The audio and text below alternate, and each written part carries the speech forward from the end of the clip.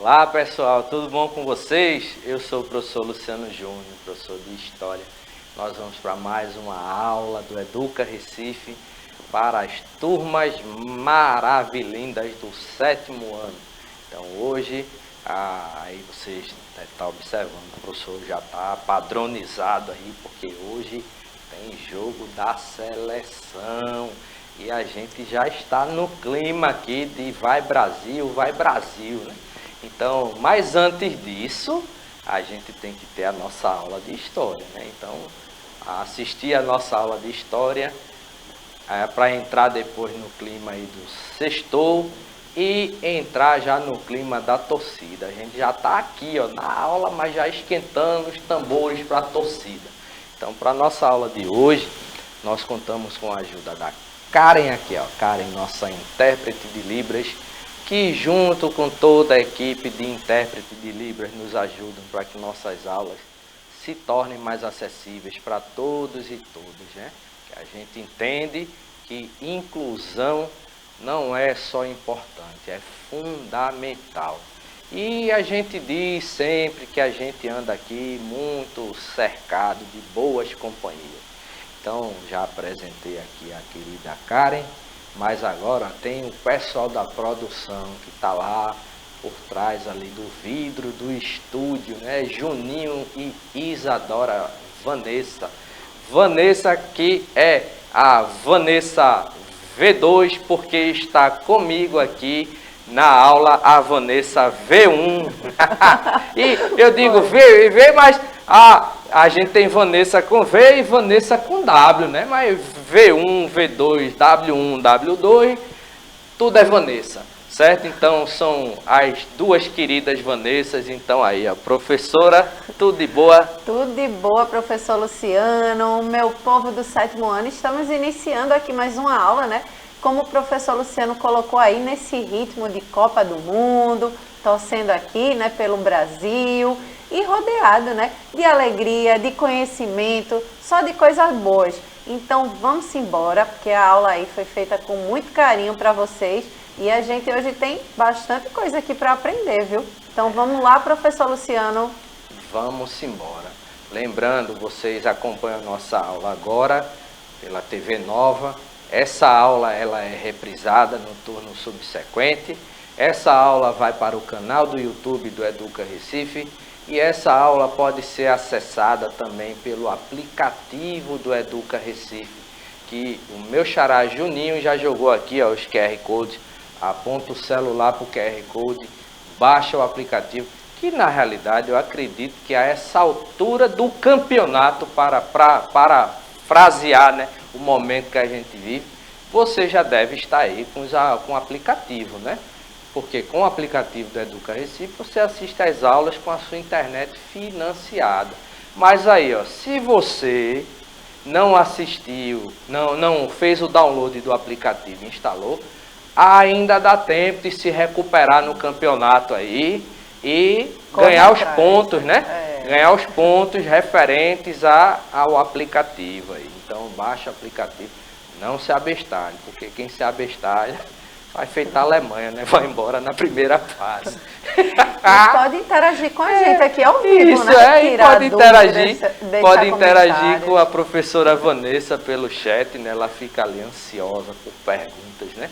Para repassar para a gente aqui e a gente fala aqui ao vivo, né? Da sua pergunta, né? Eu não podia evitar esse comentário, né? Mas, Juninho, eu estou feliz porque a Alemanha voou, certo? A Alemanha, inclusive, para se classificar, tinha que fazer 7 gols, né? Tá vendo como o mundo é justo, a justiça tarda, mas não falha, certo? 7-1 e tinham que fazer 7 gols, então se quebraram, né? E eu estou aqui, ó, rindo à toa. Mas vejam, então a gente vai para mais uma aula do Educa Recife, né? Vamos começar a nossa aula assistindo um vídeo curto. Eu quero que vocês prestem atenção nesse vídeo. Aí já vai entrar em atuação a equipe da produção aí. Isa, dá-lhe o play, DJ. Importou mais do que importou em julho deste ano. O saldo da balança comercial também é positivo nos 7 primeiros meses do ano. Em julho, a balança comercial brasileira teve saldo positivo de quase 7 bilhões e 400 milhões de dólares. Isso significa que o país exportou mais do que importou. Nas exportações, quebra do recorde histórico, com 25 bilhões e meio de dólares. O melhor desempenho para o mês de julho desde 1997. O mesmo ocorreu com a corrente de comércio, que é a soma do que o país exportou e importou. Em julho, esse valor chegou a 43 bilhões e 700 milhões de dólares, o melhor resultado para o mês em 24 anos. O bom desempenho se deve ao aumento da demanda mundial por produtos como alimentos, petróleo e minério de ferro. Exportações significa que a gente está produzindo mais aqui no país para atender a demanda que está crescendo no resto do mundo pelos nossos produtos. Importações significa que estamos necessitando de mais matérias-primas para atender o nosso setor produtivo, que está elevando a sua produção e, portanto, demandando mais insumos no comércio internacional. No acumulado dos 7 primeiros meses do ano, o saldo positivo na balança comercial para o Brasil teve crescimento de 48,6% em relação ao mesmo período do ano passado, superando 44 bilhões de dólares. Houve crescimento nos valores exportados nas 3 atividades econômicas monitoradas: agropecuária, indústria extrativa e indústria da transformação. Neste ano, as exportações para os Estados Unidos cresceram 40%, para a Argentina, 53,8%. E para a China, principal parceiro comercial do Brasil no mundo, o aumento foi de 34,7%. Ok, então o que é que a gente tem, né? Esse primeiro vídeo ele fala com relação à questão do comércio brasileiro. Fala com relação aí à questão da balança comercial. Quero que vocês gravem esse termo, balança comercial, né? Porque a gente vai retomar ele no decorrer da aula. Então, o que seria a balança comercial, certo? Favorável. Seria a quantidade de exportações, ela sendo maior do que a quantidade de importações. Porque, em outras palavras, você vender mais e comprar menos de fora. Porque vendendo mais e comprando menos, você vai ter lucro, certo? Vamos assistir mais um vídeo. Aí tem um outro vídeo aí. E eu vou pedir de novo a produção para dar o play aí. Tem mais um vídeo. Aí, valeu. Isa. A escassez de minerais vai gerar nova corrida do ouro, só que agora no fundo do mar. Há muito já se fala que conhecemos mais da Lua e de Marte do que o nosso próprio planeta. Como já se sabe, grande parte do fundo dos nossos oceanos nunca foi mapeados, e eles guardam muitos recursos e riquezas. Neles são encontrados minerais para a fabricação de painéis solares, baterias, medicamentos e artefatos bélicos, por exemplo. Cada vez mais a escassez desses produtos tem forçado os países a focar no ambiente até então um pouco explorado, o fundo dos oceanos. Existem 30 licenças para pesquisa no mar, com 22 países exploradores, entre eles o Brasil. No nosso litoral, por exemplo, possui sedimentações marinhas repletas de cobalto.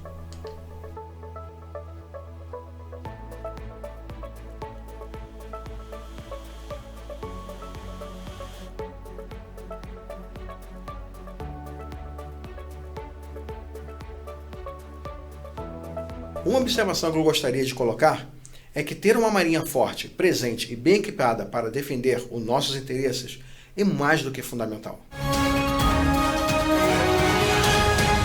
Ok, e aí a gente fala de uma outra questão, né? Necessidade de exploração aí, certo? Do mar, né? Porque pesquisas têm apontado, né, que existe uma grande quantidade de recursos minerais ainda não explorados nos mares, né? No oceano, né? Que corta aí todo o nosso litoral, né, brasileiro. E é uma coisa interessante, né? O vídeo mostra aí que a gente tem mais conhecimento sobre a Lua do que sobre o que existe, né, ainda não explorado aqui na terra, né, e no mar também. Então, por que a gente colocou esse vídeo? Porque ele fala aí da questão da exploração de recursos naturais, certo? Principalmente minérios de ferro. Aí, isso também tem ligação com o que a gente vai falar hoje, certo? Então, gravem aí a ideia de balança comercial favorável e a questão dos minérios, né? Questão dos minérios que são explorados, né, na perspectiva de lucro, né? E na perspectiva também, né, de serem utilizados para a fabricação de outros recursos, né, usados como matéria-prima para a produção de recursos. Por exemplo, a gente viu, né, na superfície marinha se descobriu aí que existe jazidas de cobre. E o cobre é importante por quê? Todos os aparelhos elétricos, eletrônicos que a gente utiliza, eles utilizam cobre, certo? O fio que a gente utiliza numa extensão para ligar um ventilador, certo? A própria tomada do ventilador, o fio da tomada, ele tem cobre, né? Porque o cobre é um bom condutor de energia e ele serve, né, para ser utilizado aí na produção de equipamentos elétricos. O níquel é usado na produção de moedas, certo? É usado, né, o níquel ele é utilizado na produção de moedas, como eu falei. Então, o ferro é utilizado na construção civil, é utilizado na fabricação de automóveis, é utilizado, né, na construção de pontes. Então, o alumínio ele é utilizado, por exemplo, para fazer aquela panela, né, que a minha mãe, a sua mãe, as nossas avós, elas utilizam ou utilizavam para fazer aquele feijão bem gostoso, né? Aquele feijão preto, aquela feijoada bem gostosa. Não vou falar muito comida, porque senão já vai dar fome, né, professora? Mas veja, nesse sentido, o que é que a gente vai entender hoje? A gente vai tentar entender quais eram as principais práticas do sistema mercantilista. Então, o mercantilismo ele tem a ver com isso que a gente viu nos vídeos, né? Então, o mercantilismo está associado à questão do comércio, certo? Quando a gente fala em práticas mercantis, a gente está falando em práticas de comércio, né? E o mercantilismo ele foi um período ali, um sistema econômico utilizado, né? Deixa eu ver se eu trago aqui, né? Aí, ó, o que foi o mercantilismo? Ele foi um sistema econômico, certo? Que foi utilizado ali, um conjunto de práticas econômicas utilizadas pelos estados absolutistas, né? O estado absolutista era um estado onde o rei ou a rainha, né, eles concentravam todos os poderes em mãos. Tá? Então ele decidia se o seu estado, né, o país, ele ia para uma guerra, ele saía da guerra, se ele aumentava imposto, se ele diminuía, se ele mandava prender alguém, se mandava soltar. Então o rei governava com plenos poderes, né?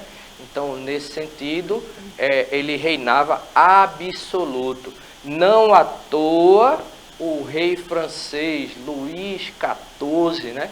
Ele vai ser ali o autor de uma frase bem representativa do Estado absolutista. Ele fala, né? O Estado sou eu. Então, em outras palavras, ele diz, ó, quem manda nessa coisa toda aqui sou eu. Então, a minha palavra, ela é a autoridade. E as pessoas não questionavam muito, né? Ou ousavam peitar ali o rei, porque no sistema absolutista, né, se existia ali a ideia de que o rei ele foi instituído no poder ali por direito divino. Então as pessoas não mexiam tanto ali com os reis, né, não ousavam bater de frente, né, nem desafiar o rei, porque entendiam a partir da teoria, né, elaborada por um camarada chamado Jean Bodin, certo? A teoria do direito divino, né, dos reis, que o rei ele era o representante de Deus, né, na terra. Então, com Deus você não mexe, né? Você respeita, você obedece. Então, o rei chegava ali como que por autoridade divina. Então, nesse sentido, eles não batiam de frente com o rei. Até o momento que alguém resolveu, em uma revolta, né, que vocês vão estudar isso, né, no próximo ano, a Revolução Puritana e a Revolução Gloriosa, né? Lá na Inglaterra, a turma resolveu passar o facão na cabeça do rei Carlos, né? E quando eles matam o rei Carlos, né? E percebe que o mundo não acabou, aí a turma já vai começar a ver esses reis absolutistas de uma outra forma. Mas esses reis absolutistas, eles organizavam a economia por meio de algumas práticas. E essas práticas econômicas desses reis era o que a gente chama de mercantilismo, certo? Que foi um período aí que a gente pode dizer que de transição entre o feudalismo e o capitalismo, né? É aquele período que vai organizar a passagem do sistema feudal para a consolidação do modo de produção capitalista, né? Que é o modo de produção no qual a gente vive hoje.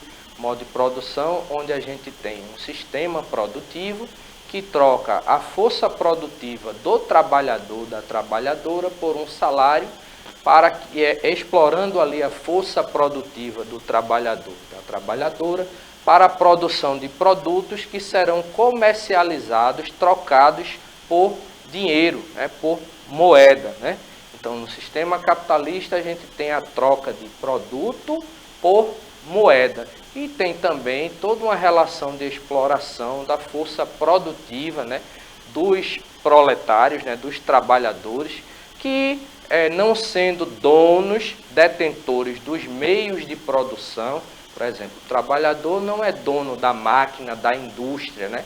O capitalista ele é dono da máquina, da indústria, né? Então ele sendo dono, detentor ali dos meios, dos instrumentos de produção, ele compra ali a força produtiva do trabalhador, trocando aquela força, né, que vai produzir outra mercadoria por um salário, né? Então a gente tem essa dinâmica. Isso seria o sistema capitalista, né? Mas onde? O mercantilismo ele vai ocorrer em vários países da Europa, principalmente nesses quatro aqui, ó, Portugal, Espanha, França e Inglaterra, de formas diferentes, né? Porque cada um desses países ele vai empreender algumas práticas econômicas que podem ser combinadas ou não, certo? A gente vai apresentar aqui as práticas, né, que eram desenvolvidas nesse sistema. Mas uma prática, a principal delas, né, e a mais importante, ela era comum a todos esses países, que era a intervenção direta do Estado na economia. Lembram que eu falei, monarca absolutista, ele decidia se aumentava ou se diminuía o imposto. Ele decidia em qual produto ele iria investir ou não.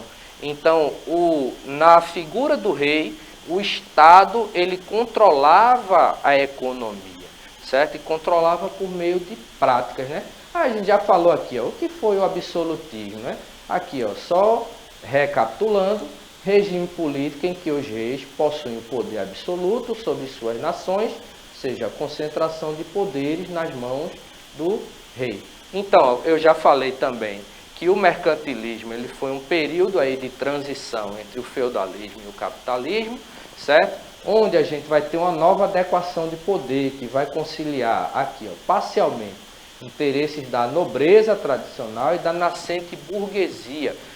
Não esquecer, todas as vezes que a partir de agora a gente falar em burguesia, a gente está falando de uma classe social que nasceu da atividade comercial e vive da prática do comércio.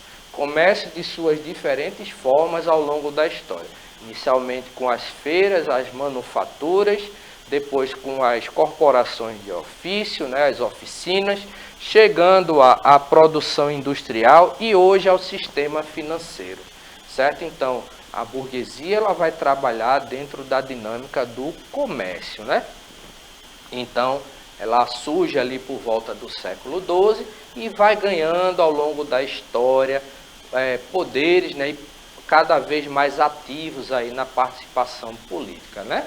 Então, e a nobreza tradicional, né, a nobreza tinha ali as terras, mas depois, com o passar do tempo, né, o comércio ele vai se constituindo como principal atividade, certo? No lugar, né, da prática da agricultura ali feudal, e a nobreza vai perdendo um pouco do seu prestígio, porque a riqueza deixa de ser a terra e passa a ser, certo? A riqueza mais importante, né? Deixa de ser a terra, porque a terra ainda é um instrumento muito valioso. Não à toa existem movimentos atuando na atualidade, exigindo, por exemplo, uma questão básica, que é a reforma agrária, certo? Enquanto o que é reforma agrária? É distribuir de forma mais equitativa as terras. E existe gente com terra demais e gente que não tem terra nenhuma. Nesse sentido, a gente tem, por exemplo, e isso é desproporcional. Nesse sentido, a gente tem, por exemplo, um grande movimento social aqui no Brasil, que é o movimento dos trabalhadores rurais sem terra, o MST, certo? Que, para quem não sabe, por exemplo, é hoje o maior produtor de arroz orgânico do mundo, certo? Então, o MST, né, que às vezes é até criminalizado, né, de forma até meio que injusta, às vezes, por uma parcela da população, mas o MST, ele trabalha, né, na luta aí por reforma agrária, né? Então, se utilizando de práticas que vão desde a invasão de terras improdutivas. O que é uma terra improdutiva, gente? O seu camarada tem uma grande porção de terra, mas ele usa um pedacinho, aquela maioria ali que é terra, por exemplo, que poderia se plantar produtos ali para produzir alimentos, né? E gerar renda para uma parcela da população, ela não está sendo ali utilizada. Então eles invadem aquele território para forçar o governo a atuar no sentido da reforma agrária. Mas não é uma invasão somente de ocupação, é invasão para a produção, certo? Produzir arroz, feijão, soja, né, milho, certo? É uma forma de pressionar. É uma forma de pressionar as Estado, autoridades, né, para a isso. questão da reforma agrária, Exatamente. que é uma questão que já foi resolvida na maioria dos países do mundo, e o Brasil, como uma grande democracia, ainda deixa um pouco isso a desejar, ok? Então, nesse sentido, a nobreza, né, era a burocracia administrativa, ocupava os cargos, né, e tinha privilégios, como, por exemplo, pensões e isenção de impostos, e a burguesia, ela estava ligada à questão do comércio, como eu falei. Falou em burguesia, lembrem, comércio, certo? Falou em nobreza, vocês lembram, privilégios, privilégios, né, pensões, isenções fiscais nesse sentido, ok? Então, aí a gente tem aqui, ó, vamos para a gente finalizar a nossa aula, para vocês entenderem por que a gente utilizou aqueles vídeos, certo? A gente tem o seguinte, o Estado absolutista, né, ele ao mesmo tempo que sustenta a nobreza com isenção de impostos, com privilégios, ele vai começar a apoiar os negócios burgueses, porque ele via na aliança com a burguesia a possibilidade também de lucro, certo? E nesse sentido, como é que ele faz isso? Por meio da política mercantilista. E essa política mercantilista tinha alguns objetivos. Primeiro deles, é o entesouramento de metais preciosos. Vamos lembrar, como a gente falou naquele vídeo do início, a gente viu o vídeo no início, né? O Brasil, ele está entre os países ali que vai começar a explorar os mares, né, em busca de metais, né, de minérios, né, de recursos que podem ser utilizados para a produção de outros produtos, ferro, níquel, cobre, cobalto, certo? Então, nesse sentido, qual era o objetivo aqui? Localizar metais nobres, ouro e prata. Portugal e Espanha, por exemplo, eles se utilizavam muito disso, por meio da questão, né, que a gente chama de bulionismo, ou seja, a riqueza de um país era medida pela quantidade de ouro e prata que ele possuísse entesourado. E quanto mais ouro e prata ele possuísse, fortalecia aí o poder real. E como é que eles faziam para obter isso aqui? Por meio dessas práticas, certo? Primeira delas, o protecionismo, que era isso. Eles criavam uma porcentagem de tarifa ali do comércio, para proteger as suas mercadorias. Imagine um país vai comercializar com outro. Os dois países produzem sapatos, mas um país produz um sapato, né, de melhor qualidade do que o outro, mas aí um custo mais barato. Quando ele manda esse produto para outro país, o pessoal vai ver, esse produto é mais barato e melhor, vou comprar ele. O que é que vai acontecer? Vou quebrar a indústria local, porque o pessoal vai deixar de comprar o produto nacional. Para proteger a economia, eles colocam um imposto para permitir que aquele outro país comercialize seus produtos aqui, certo? Então isso é o que a gente chama de protecionismo, é cobrar uma porcentagem ali dos produtos importados para proteger a economia local. Colonialismo seria o quê? A busca de colônias, né? Eles vão invadir territórios ao redor, né, do globo ali. Nesse sentido aqui, vem para a América, né? Vão para a África procurando estabelecer ali colônias para tentar extrair dali matéria-prima para a produção de outros produtos. E em alguns locais, como a França, por exemplo, a Inglaterra, eles se utilizavam da pirataria. E aquela pirataria estilo Piratas do Caribe, né? O filme o Jack Sparrow, né? Então, que é o pirata que ele ia, saqueava um local e levava para o seu país de origem. E por fim, a questão que a gente viu no primeiro vídeo, a balança comercial favorável, ou seja, eu tenho que vender mais produtos para o estrangeiro e comprar menos produtos do estrangeiro, ou seja, exportar mais e importar menos. Então, em linhas gerais, isso é o que a gente chama de mercantilismo, né? Então, a gente vai continuar falando sobre isso na próxima aula, né? Vamos, a partir da próxima aula, trabalhar essa transição aí e consolidação do sistema capitalista. Mas, por hoje, espero que vocês tenham entendido. No mais, ó, gente, vocês podem acessar não somente o aplicativo para mandar suas dúvidas, mas comentar as aulas lá no canal do YouTube do Educa Recife. Deixa lá um comentário, né? Compartilha lá o vídeo com os seus colegas que não assistiram a aula, que a gente, na medida do possível, vai vendo, vai respondendo. No mais, valeu, Karen. Valeu, professora Vanessa. Valeu, professor Luciano. Bom, inclusive faz até uma reflexão aqui, né, dessa busca aí pelo progresso irresponsável, né, da questão excessiva exploração dos nossos recursos naturais. Mas isso a gente conversa mais na próxima aula. Vamos beijo, falar meu povo. dos danos, né, à natureza causados pela exploração capitalista. Exatamente. No mais é isso, gente. Tchau, tchau. E ó, vamos torcer mais tarde. Vai dar Brasil. Tchau, tchau.